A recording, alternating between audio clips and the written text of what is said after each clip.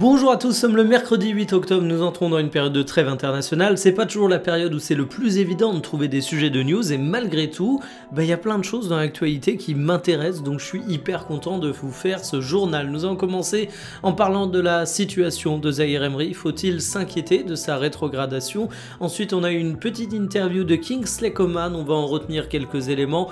On a les objectifs long terme de Ligue 1+, qu'on va pouvoir commenter. Je ferai un petit point, petit coup de gueule sur la question du bénévolat pour la prochaine Coupe du Monde et enfin on clôturera le journal avec Terzic, une piste qui est finalement une impasse du côté de Monaco, il faut l'oublier et j'ai un avis assez tranché là-dessus. Installez-vous confortablement et bienvenue pour le journal du jour. Rétrogradé, le Zaïre Emery, il est passé de l'équipe de France à l'équipe de France Espoir et même du côté du Paris Saint-Germain alors que c'était un titulaire à une époque, il est désormais remplaçant. Certes, il joue beaucoup mais on peut alors légitimement se poser la question suivante, est-ce qu'il faut s'inquiéter pour Zaïre Emery? Alors la première chose que j'ai envie de souligner, c'est l'attitude absolument exemplaire du joueur. C'est un mec qui passe de l'équipe de France A à l'équipe de France Espoir, il ne râle pas du tout là-dessus.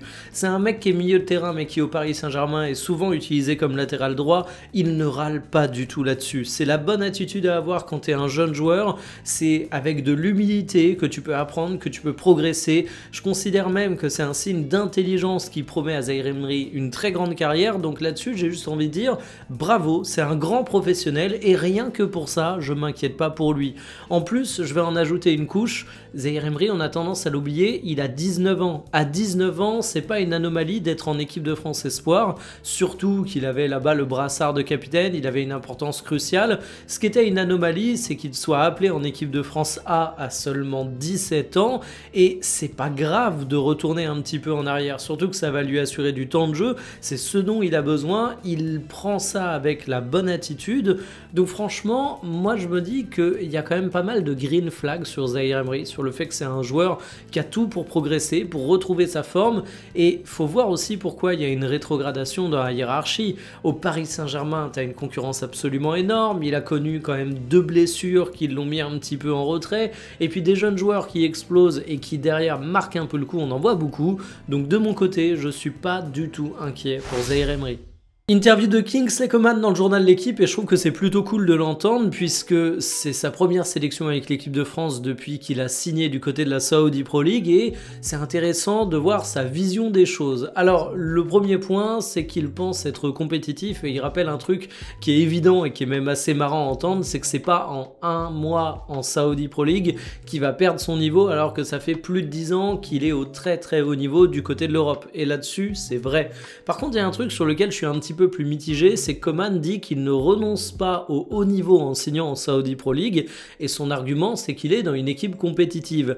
Alors, mon cher Coman, personne ne doute que tu es dans une équipe compétitive. En fait, le problème, c'est que les autres équipes ne le sont pas. C'est que la Saudi Pro League, c'est composé de 4-5 clubs compétitifs à tout casser, et que sinon, le reste des clubs de la Ligue, ça vaut à peine un club de Ligue 2.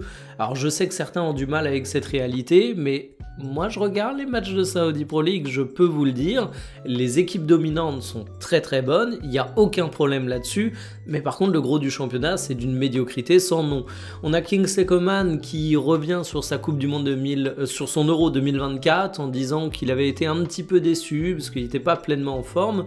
Mais surtout, en fait, moi je me demande si on n'a pas affaire au dernier appel de Kingsley Coman, parce qu'il a beau se dire pas surpris d'être appelé, il y a Cherki qui est blessé, Doué, Dembélé, Barcola, Marcus Thuram. Alors évidemment, avec une tonne d'absents, t'as de la place pour lui, mais quand tout le monde sera de retour, ça risque d'être un peu plus compliqué.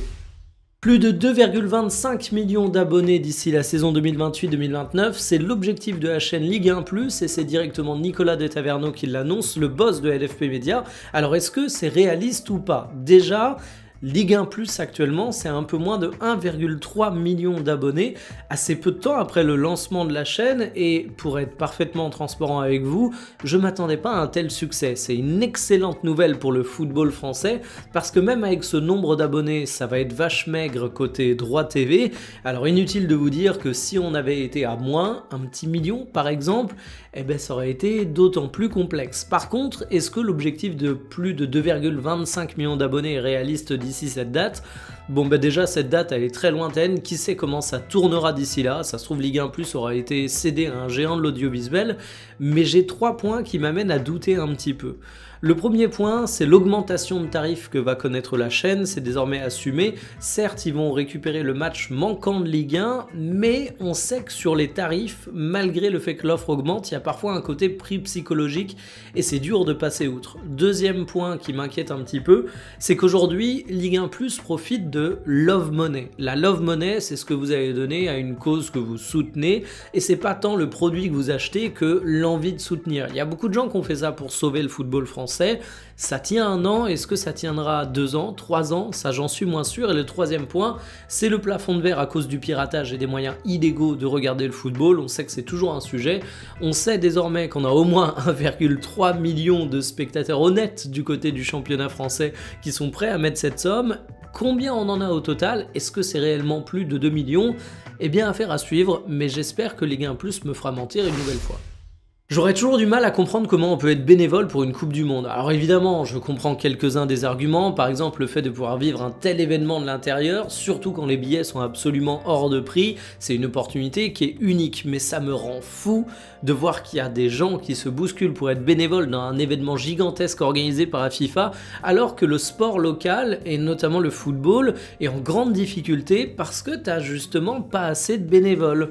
On apprend que la FIFA a communiqué sur le fait qu'ils ont reçu plus d'1 million de candidatures pour le bénévolat pour la prochaine Coupe du Monde. C'est un record, seulement 65 000 seront retenus, et évidemment pour ce genre d'événement, t'as besoin de bénévoles. Mais dans le même temps, je sais que je m'adresse à un public francophone, donc pas forcément ceux qui seront bénévoles pour cette Coupe du Monde, j'ai du mal à comprendre la priorité. La FIFA, on sait que c'est une grosse machine, il y a des scandales financiers, il y a des scandales politiques. Si vous avez envie d'être bénévole, si vous avez envie de rendre un sport que vous aimez, allez plutôt du côté des associations locales. Pour reprendre le cas de la France, il y a plein de clubs qui auraient besoin de bénévoles, et c'est vraiment hyper positif de s'engager localement pour les petites équipes. C'est également un moyen d'acquérir de l'expérience si vous avez envie un jour de travailler dans le monde du football. Ça fait une belle ligne sur le CV, et surtout, vous avez peut-être joué au foot quand vous étiez jeune, vous avez peut-être profité du travail de bénévole, et ça peut être cool de le rendre. Mais alors être bénévole pour un grand événement comme la Coupe du Monde,